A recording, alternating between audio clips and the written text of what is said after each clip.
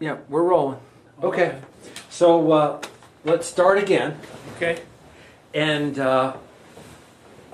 so I thought today we'd cover up until, I don't know, up until college. Fine. Okay, so we'll start with, let's start with your grandparents again. And you remember your dad, your grandfather, but not your grandmother, right? Right. My grandfather was a captain, fire captain in Brooklyn. Right. Had Brooklyn a, Fire Department, right? it was New York Fire Department. He was captain of the firehouse, and he'd lead the show when there was a fire in the neighborhood. Right. He Was he well known? Was he famous, or was he legendary? Or? Well, he had a reputation. I think in fact, Gene did some work on him and found out that he got into a fight once or twice and been reprimanded maybe for drinking. Found out that he used to be a trolley car conductor and met the woman of his dreams at running a coffee shop at the end of the trolley car run. No kidding. And He ran a coffee shop? No, She ran. His wife, I see. my grandmother. Right. And what was her name? I don't know. Don't remember. I don't remember. Okay. They got married, and the oldest one, the father, I guess he was the oldest child, was born 6 months after they got married. So I can do that math. So figure that out. And it was Cornelius, right? Cornelius. And that's right. And your dad's name was Tom. Thomas Cornelius. Right, Thomas. Yes. Was he known as Tom or Thomas? Your dad? Tom, I think. Tom. Yeah. My grandfather was known as Corny or Con, I think. Really? And he was a very outgoing guy. I think I told you he used to take my brother and I and some of our cousins to fires, show his badge, and let us go in and see, get close, And he was very thoughtful that way, but he was not. We're not close, Right. He was not the kind to wrestle in the room with the kids, Right. like they do nowadays. But he was a nice guy. Got sick. I don't know whether it was liver trouble or what, but he went to the hospital and never came back, and had a big funeral with all the fire trucks and things like that. Yeah, you said you remember them carrying him down the stairs. I remember him carrying him down the stairs in our house. Yes. Was he a big man? Yes. For some reason, I'm thinking he was big. I don't know. He was big. I don't think he was very tall, but he had a big chest, big corporation. Kind of heavy, but and bald. Yeah. Bald. And no one ever talking about Ireland, right? No one ever. I don't remember anybody talking about Ireland. The old sod. Never. None of that old Irish stuff. Nothing about St. Patrick's Day or any of that. They didn't hang out with people from Ireland or help people from. They weren't connected with Tammany Hall. Not that I know of. Not that I know. My grandfather was born in Ireland. I didn't know that. Oh yeah, he was born in Ireland. Came over when he was 16, apparently. So there must have been 1860, 1870, something like that. And I don't know the dates of when he got married. And later on, as he did, and he was the first one over from his family, he brought over his parents and some of his brothers and sisters. Yeah, really? And they all settled in Brooklyn. Yeah. And Jean, in doing her research on the genealogy, found that she checked death certificates and found out many of them died in the 50s, and they tended to die of consumption, which I guess is really TB. Which is a problem they hadn't solved in those days. Right. But that was the extent of my recollection. Didn't fight in the Civil War? No, I don't think he was here until after the Civil War. After the Civil War, okay. My father, on the other hand, was in the Navy during World War I, but he never said much about it. I got the impression he just got in just about at the end. The time the war was over, 1918. And your dad, your dad was called. They called him, the gals in the office called him Mr. Sunshine. Right? Yes. And very outgoing type of guy. Yes. Was your dad the kind of person who would wrestle with you on the? No, he was not. No, he was a little more formal. Yeah. We would horse around a little, but we had sort of a formal relationship, both Tom and I, respectful, and we used to help him around the house. We had this four family house in Brooklyn, and he'd put up storm windows in the fall and take them down in the spring, and and he'd have to pull them up and down with a rope from the ground, and I'd help him sometimes. Tom would help him, and we originally had a stove, coal furnace, and we used to take the ashes out, things like that, and then we converted to oil and changed things a lot. Mm-hmm. But we were in that house for a long time. I remember probably when we came back from Washington, D.C., I guess I didn't cover that yet, but maybe 5 years old, we lived in that house until I went in the Army, and my father died. Is that right? Yeah. So really, up until the time college or the Army, you only lived two different places, and that was Washington D.C. and Brooklyn, and the summer house in Long Beach. And did you always have the summer house? Yeah, I don't remember exactly when, but it was. I think it was probably pretty much back from. I was born in 27, so it was probably back around that time. Yeah. We came back from Washington probably in 32 or 33. I would guess we had it pretty soon thereafter. Mm-hmm. Just a wooden bungalow and a whole street full of them, and the street wasn't even paved. Yeah. We had a garage at the corner. You could park your car in the garage. My father had I think I told you, he had a Studebaker. Yeah. We'd drive down from Brooklyn in the spring and late spring after school was over. My mother would load the place up with sheets and things, and we had 4 kids in the car and the 2 adults, and have to drive. We didn't have any parkways those days. You drove through Brooklyn and out and all the way around through Rockville Center. And we'd come back in the spring and in the fall. Yeah. And we'd spend the whole summer there. Yeah. Did you love it? Yes, we loved it. I really did. We played ball, went down the beach, probably twice a day. Learned to swim down there. There was the bay and the ocean. You could swim in either one. Yeah. The water was clean. Became a lifeguard when I was probably 16 in high school, because it was during the World War II, and a lot of the older guys were in the Army, so they had trouble finding people. So and I was a lifeguard for 5 different summers down there. So back when you were a kid, anything in particular you'd like to do? I mean, did you have like a best friend that you hung around with, or did you love playing ball, or did you just hang out in your room and read books? Oh no, we had. Did you lay by the fire with a piece of charred twig and and do some sketching?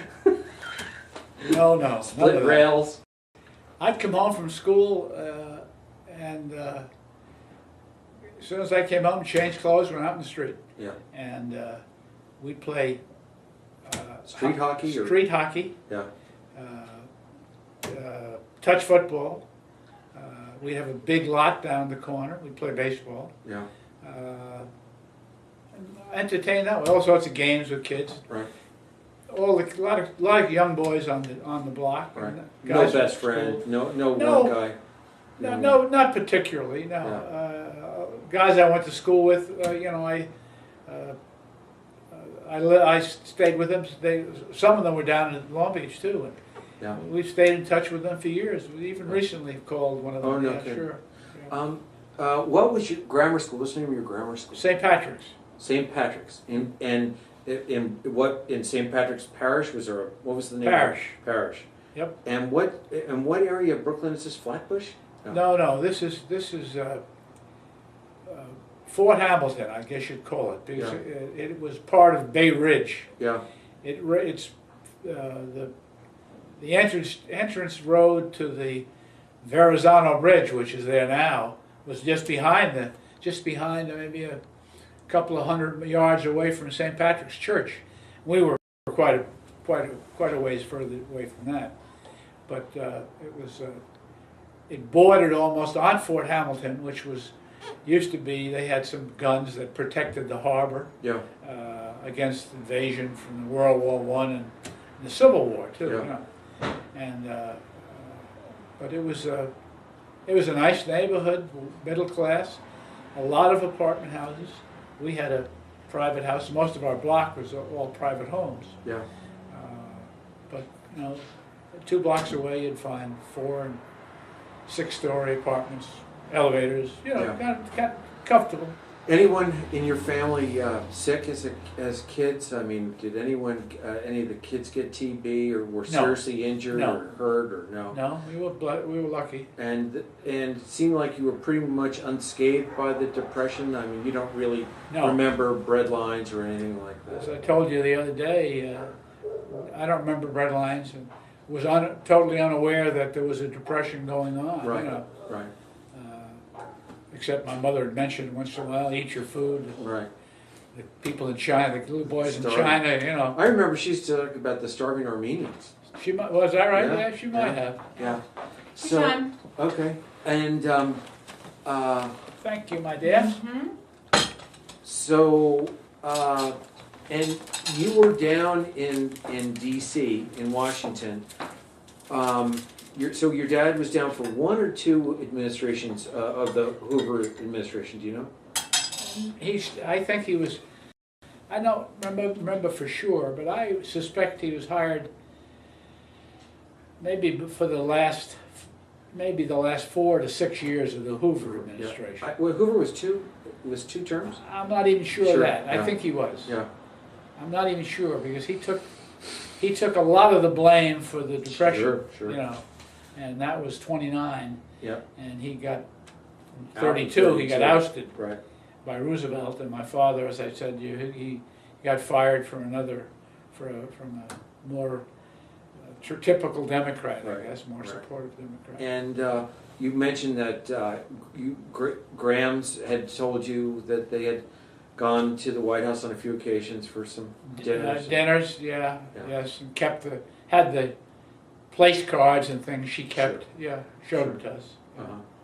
And do you remember anything about D.C. at the time, or now you lived right near Chevy Chase, in Chevy Chase, or near Chevy Chase? In Chevy Chase, Yeah. I'm sure it was within the confines of D.C., Right.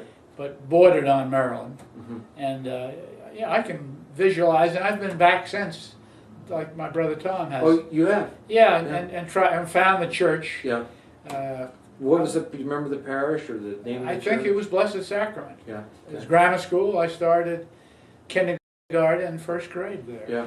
And Do you remember any of your teachers' names back in no, grammar school? no. They were all nuns. No, they were primarily nuns, I Right. think, then. And you said that you that you were excellent in academics in grammar school. You were Yes. You were top in your class. Yes. Yeah. Yes. And won a scholarship to Regis. Regis as a result. One other fellow in my class won it also. Yeah. He never stuck it out for whatever reason. Did But you I was study? the first one. I was the first one in 4 years in that school to have won the scholarship to Regis. Yeah.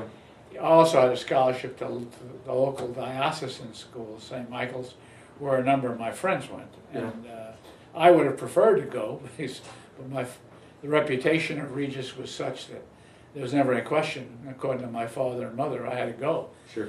So I had to take the subway. I took the subway into Midtown Manhattan. Yeah. It was probably 45 minutes. Changed trains at 14th Street to take the IRT up to 84th Street and walked over to Regis. Yeah. Did that for 4 years. Mm-hmm. And developed some very good friendships at Regis. Graduated. We had not top of my class, but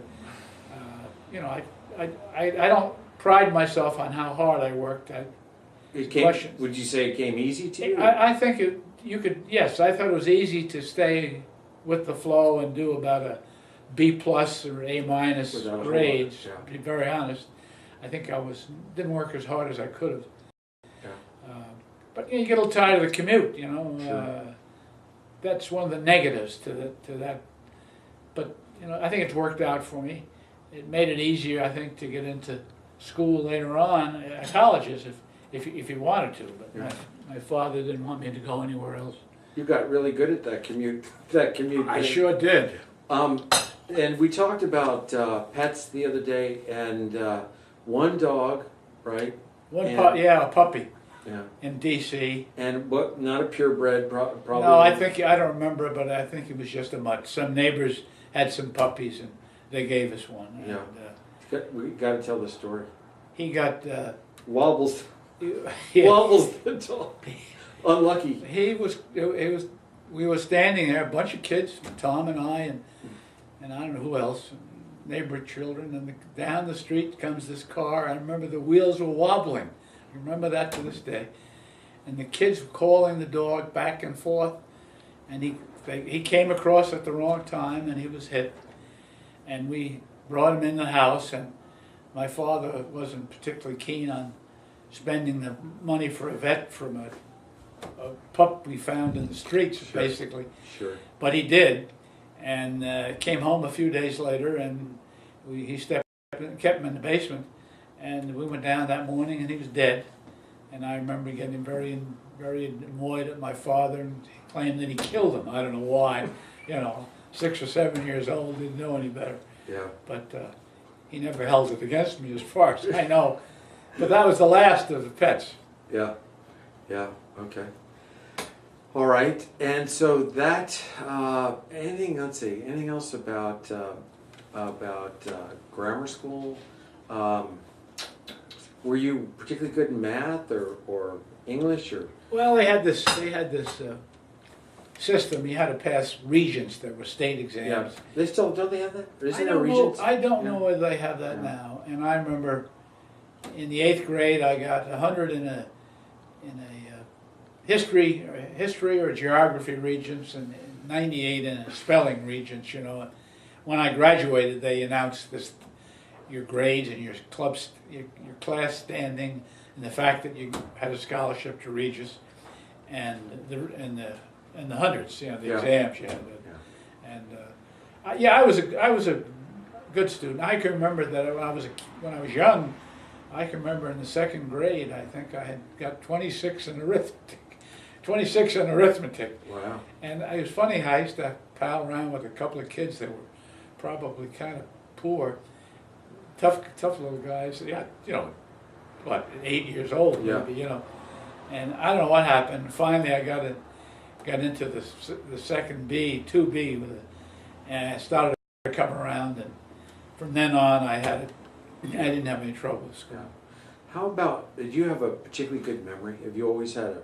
You seem to have a pretty. Yeah, I think so. Yeah, Yeah. I think so. Would anyone ever say you had a photographic? No, No. I don't think I did have a photographic menu. Okay, so and then your we got to talk about your brothers and sisters. So you weren't that. I mean, you didn't really pal around with Tom, but he was. I didn't know that you were the second oldest. So Yes. Tom was the oldest, then Yes. you, then Ginny, Virginia, yes. and then Barbara. Yes, Right. right. And you all kind of got along, but you weren't best friends. And No, right. And Tom pretty straight. I got the impression that he was always a pretty serious guy, and I mean he almost went into the seminary, right? When he left grammar school, he and 3 or 4 other guys went to high school. It was called a seminary, I guess, pre-seminary. Yeah. High school. I forget the exact name of it. And he went there intending to go in the priesthood, and by the time he graduated from high school, his desire had changed, or Yeah. he looked at it differently. Right.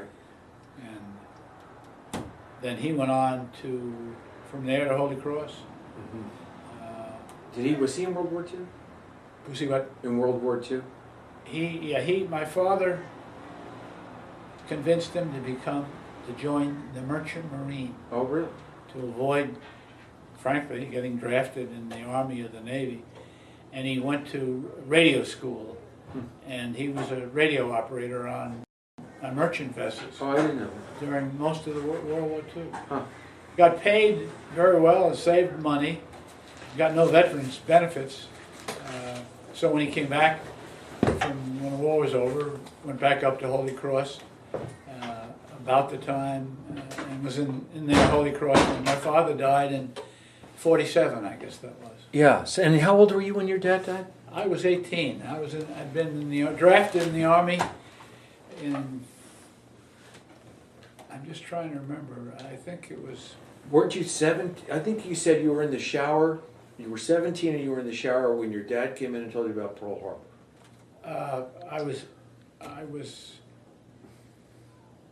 It was 41, so I was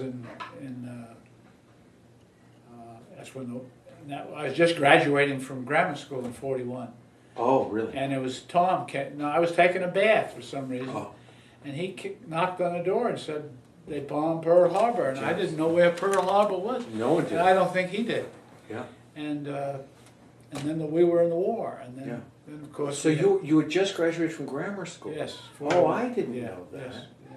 I didn't know that. So you were, of course, you weren't eligible for World War II. No, I wasn't. No. I just made it.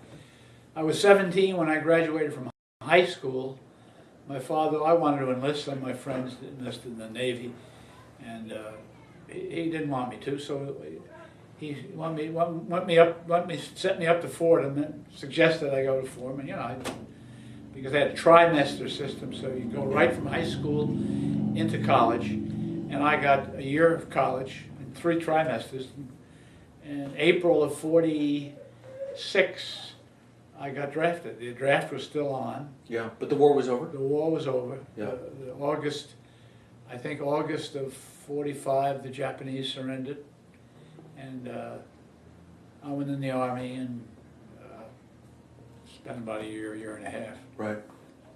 And so back to your dad dying, you were 17 or 18? I was 18. I was in the Army just after 6 months or so after I got drafted. I was actually in California.